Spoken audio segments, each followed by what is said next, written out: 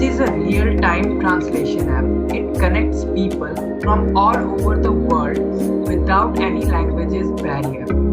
It captures audio and convert it into text and translate it into the language you want. Now, how we got this idea? We want to solve some basic issues like when we are traveling all around the different state or country, language should not be the barrier.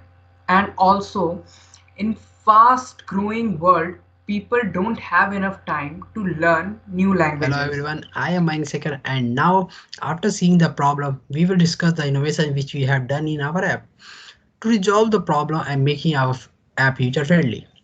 It helps people who are facing a problem with a new language.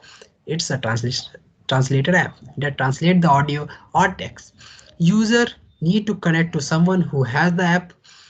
Connect Bluetooth headphones. Our app has various modes: conversation mode and walkie-talkie mode.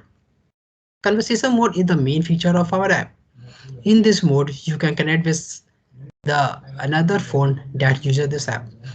If the user accepts your connection request, and walkie-talkie mode has this mode instead is designed for quick conversations such as asking for information on the street or talking to a shop assistant. So now after seeing the problem part, we will go to the UI section where I will focus you on the our UI part.